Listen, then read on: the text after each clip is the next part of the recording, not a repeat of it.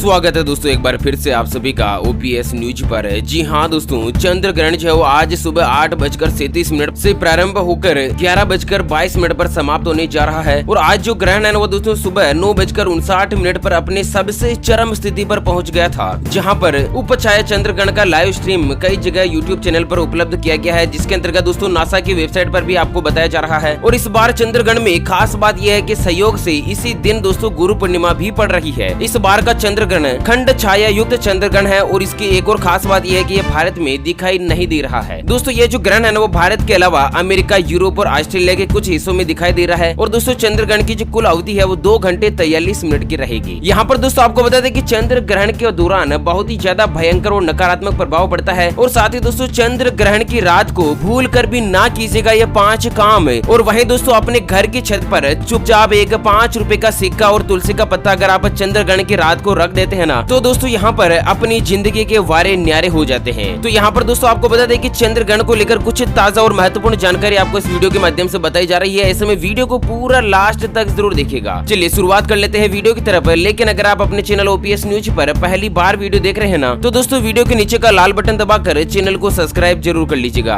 आपको बता दें ज्योतिष शास्त्र का कहना है कि किसी भी महीने में 2 या 2 से ज्यादा ग्रहण होना आम जनमानस के लिए कष्टदायी होता है। और इसे ग्रहण में आर्थिक मंदी, अतिवृष्टि, राजनीतिक उथल फुथल के साथ ही महंगाई, विपदा, बेरोजगारी आदि लेकर आते हैं। और इनसे बचने के लिए स्नान, दान, धर्म, सूर्य उपासना और साथ ही गायत्री मंत्र का जाप और आदित्य हृदय स्रोत का पाठ करना बहुत ही ज्यादा ठीक रहता है। ऐसे में दोस्तों चंद्र ग्रहण के दौरान आप जो है वो गायत्री मंत्र का जाप अवश्य रूप से कीजिएगा। और साथ ही चंद्र ग्रहण के दौरान गर्भवती महिलाओं को पूरा दिन जो है घर से बाहर नहीं जाना चाहिए। चंद्र ग्रहण गर्भवती महिलाओं के लिए अशुभ प्रभाव देने वाला होता है। इसलिए दोस्तों ग्रहण के दिन और समाप्त होने के 12 घंटों के बाद तक गर्भवती महिलाओं को अपने घर में ही रहने की सलाह दी जाती है। और वहीं इन महिलाओं को सब्जी काटना, कपड़े सीना आदि कार्यों में धारदार उपकरणों का उपयोग करने से बचना चाहिए। अच्छा वहीं दोस्तों आपको बता दें कि ग्रहण के दौरान और ग्रहण के बाद महिलाओं को सोना, खाना पकाना और सजना संवरना नहीं चाहिए। ग्रहण के नकारात्मक प्रभाव से बचने के लिए तुलसी का जो पत्ता है वो जीभ पर रखकर हनुमान चालीसा और दुर्गा स्तुति का पाठ करना चाहिए। और इस दौरान देव मंत्रों के उच्चारण से भी ग्रहण के जो दुष्प्रभाव होते हैं उनसे रक्षा होती है। वहीं आपको बता दें दोस्तों कि ग्रहण के चलते कुछ राशि के जातक को चंद्रमा कमजोर होने से थोड़ी परेशानी उठानी पड़ सकती है। उनका मन अशांत होता है, नकारात्मक विचारों के चलते वे थोड़े समय के लिए अव्यवस्थित होंगे। धनु राशि और मित्र वर्ग के जातक को इस अवस्था में अतिरिक्त सावधानी बरतने की जरूरत होती है और अपने मन को एकाग्र रखने के लिए अपने आराध्य और इष्ट देव का ध्यान लगाना चाहिए। अच्छा वहीं दोस्तों चंद्र ग्रहण की समाप्ति के बाद ही सूतक काल जो है वो खत्म हो जाता है। और सूतक काल खत्म होते ही आपको बहुत तरह की सावधानियां बरतने की जरूरत होती है। तो दोस्तों ग्रहण की समाप्ति के बाद कई तरह के नकारात्मक ऊर्जा का उत्सर्जन होता है। और वहीं चंद्र ग्रहण के अशुभ प्रभाव को नष्ट करने के लिए ग्रहण की रात आपको दोस्तों स्नान करके उसके बाद सोना चाहिए। और स्नान के बाद चावल और सफेद तिल का आपको दान करना चाहिए। बुजुर्ग व्यक्तियों का आशीर्वाद लेना चाहिए और गरीबों में दान पुण्य करना चाहिए। इससे दोस्तों अशुभ प्रभावों से मुक्ति मिलती है। वहीं आपको बता दें कि चंद्र ग्रहण के बाद रात में आपको गायत्री मंत्र का विशेष रूप से जाप करना चाहिए। भगवान सूर्य की आराधना के साथ ही भगवान शिव का ध्यान करके दोस्तों अपने मन में ओम नमः शिवाय का जाप करना चाहिए। अच्छा चंद्र ग्रहण के प्रभाव से बचने के लिए चंद्र ग्रहण के तुरंत बाद जो सोमवार आता है ना, उस सोमवार को केसर की खीर कन्याओं को खिलाने की सलाह दी जाती है। और इसके अलावा शिव जी की पूजा करने और चावल का दान करने की भी सलाह दी जाती है। वहीं दोस्तों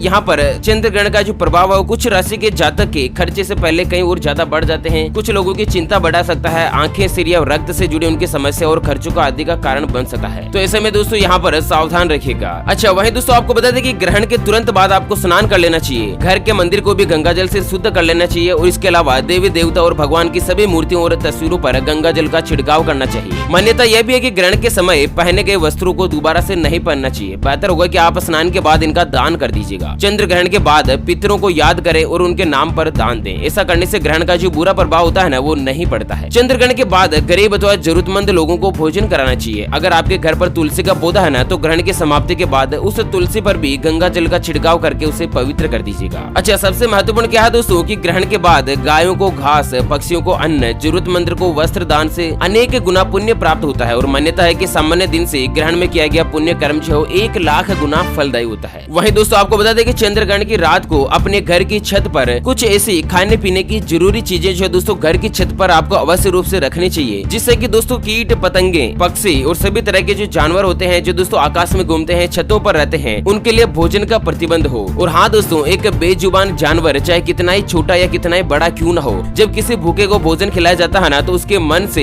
एक पवित्र तरह की दुआ निकलती है और उस दुआ से ही दोस्तों अपनी जिंदगी में वारे न्यारे हो सकते हैं और अपन हमारे सभी लक्ष्यों को हासिल भी कर सकते हैं। ओके फ्रेंड्स, इसी के साथ चंद्रग्रहण से जुड़ी इस अपडेट जानकारी के वीडियो को फिलहाल यहीं पर देते हैं विराम। फिर मिलेंगे एक और नई और काम की खबर के साथ। तब तक के लिए बने रहेगा आपके अपने चैनल OPS न्यूज पर। Thank you, take care, good bye, जय हिंद, जय भारत, वंदे मातरम।